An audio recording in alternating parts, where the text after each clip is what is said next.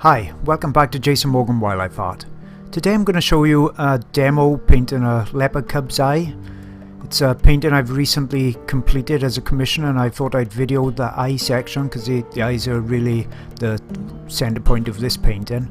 You can see in the video I've just started to block in the darks, the main darks, and I'm using alkyd oil paints, which act just like normal oils, they just dry by the next morning.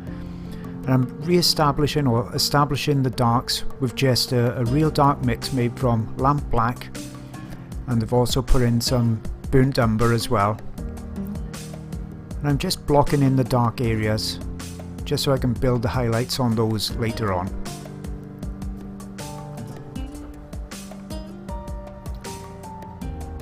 I'm using a standard round synthetic brush. There's nothing special about the brushes at all. But I am brushing in the direction of hair when I'm near the eyelids and eyelashes and things like that. I'm resting my hand on an old stick. It's just called a marl stick, and it's just a bit of 2x4, and I put some masking tape on the top and a bit of a rolled up t-shirt. Here I've started to block in the base of the eye colour, and it's mainly Naples yellow, a tiny bit of ultramarine blue, and maybe a little bit of lamp black just to grey the mixture off, just to dull it off. And I'm just blocking in the basic overall colour of the iris.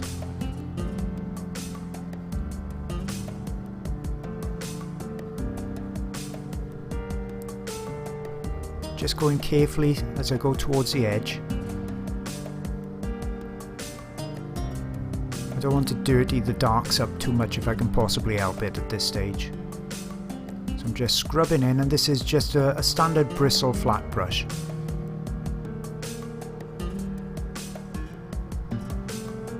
Just added a little bit more ultramarine blue and black to the mix just to darken it for this area that surrounds the pupil.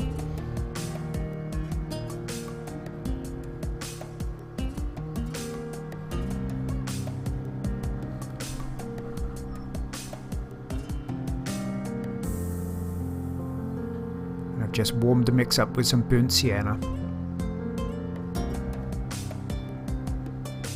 just to create that dark edge on the iris, and that's all going to add to the overall feel of roundness to the eye. And the top especially, you'll find on most of the animal eyes, generally blurs right into the dark eye area around, and it creates a lost edge.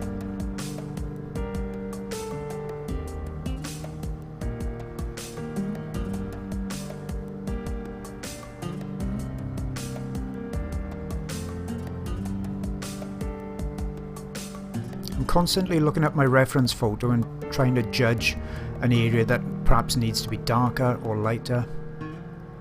And now I've started to block in the white area of the eye. It's not very often on a wildlife painting you actually see the white area of an eye, which you see so pronounced in human eyes. And it's only because the cat is looking at such an acute angle that I can actually see it in this reference.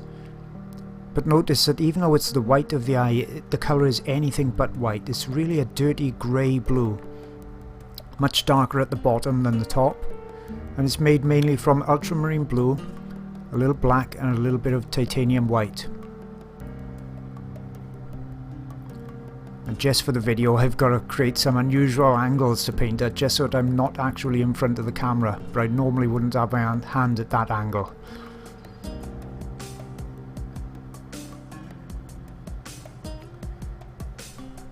And generally, as you'll see on my 3-hour masterclass, light bounces around in the eye. So if it's dark at the top, generally the light is shining onto the midsection of the eye, and it'll create a much lighter area at the lower section of the eye. And all this is explained in massive amount of detail on my eye painting masterclass video. Just blocking in the pupil now with just plain black, just lamp black. And a little bit goes over that section I've left out, which will be for the highlight later on.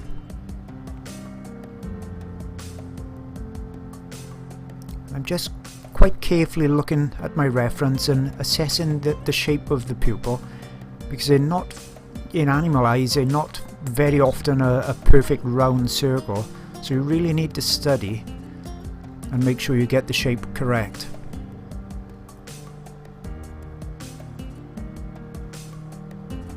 Now I'm just building up that black area around, a little bit thicker paint.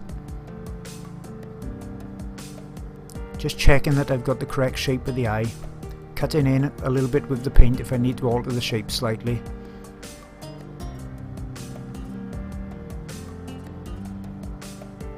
And now creating that dark edge around the iris.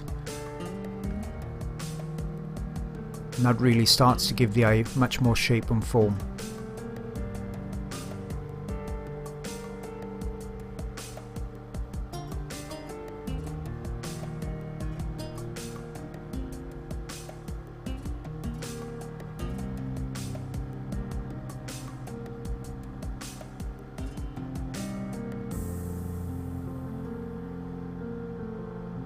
It's very often not a very sharp edge where the eye meets the skin, so a very light brush stroke can create that blurred edge that makes it look much more realistic.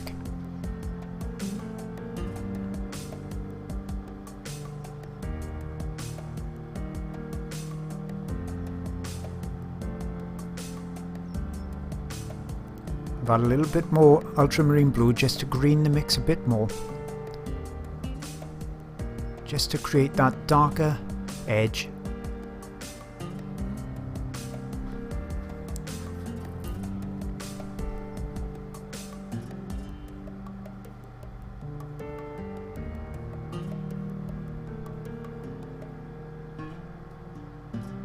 And now I've gone even darker at the top with some burnt sienna, burnt umber added to my overall mix,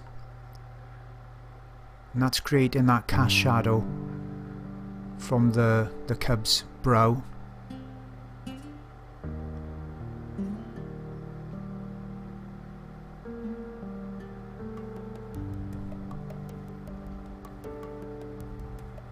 I'm just getting a much darker edge to that iris, and that's really starting to give much more shape and form. But nothing really comes together and looks glassy until the highlight is put on at the latter stages. The eye will always look really quite dead until those final highlights are put on.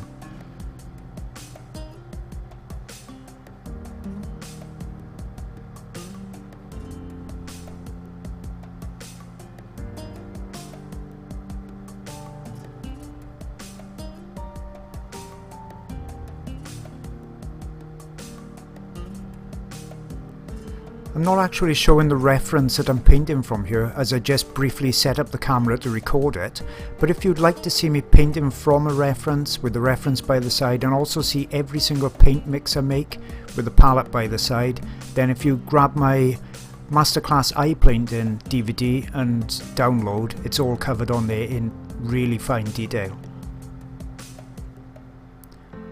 Okay, just starting to add some of the wet reflected highlights and those lighter areas to the blacks, the black fleshy parts around the eye, and I'll start to give much more shape to that area.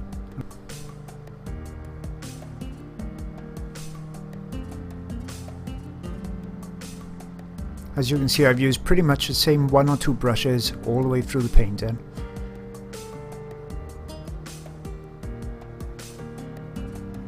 Just made up a light mix with some white added to my dark mix, and I'm just putting in some of those reflected lights, which all really starts to add to the realism now. But remember, this is still just the underpainting. At later stages I will come over it with glazes and a few more details and make it a little bit more accurate again, but this will be fine for the blocking in stage.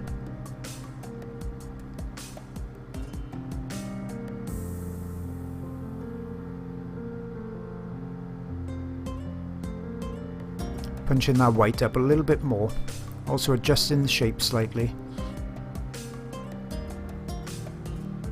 Now I'll start to put on the highlights, and in this case there's quite a lot of reflection of the colour of the sky, the blue sky above, so it's not really a pure white highlight. And I find that the blues generally make the reflections look even more realistic.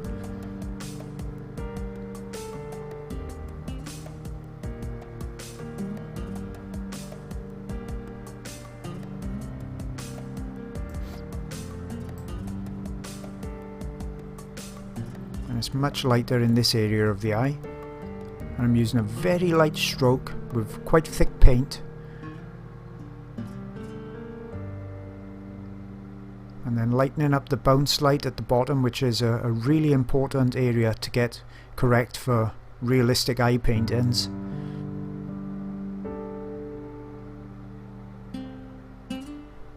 And then softening the edge just with a very light brush stroke, just blending it in.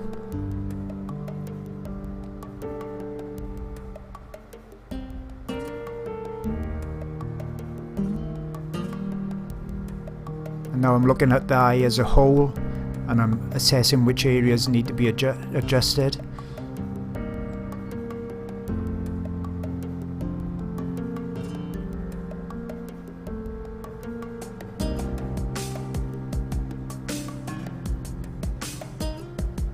Re-establishing the shape of the eye, the shape of the pupil. Blending the edges out a little bit, just to make them a little bit fuzzy looking rather than too sharp and too cut out looking.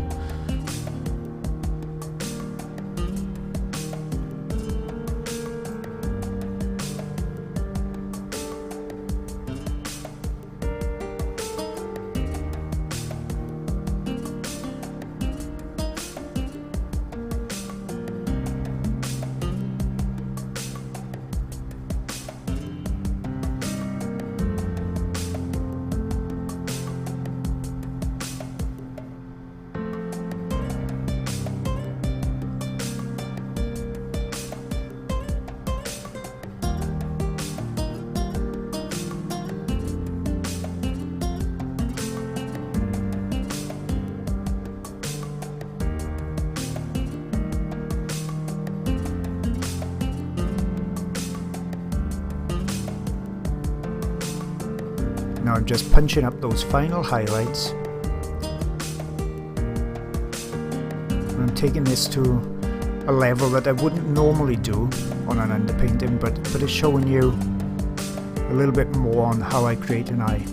Hope you've enjoyed this short demo, and please take a look at my Painting Eyes Masterclass DVD.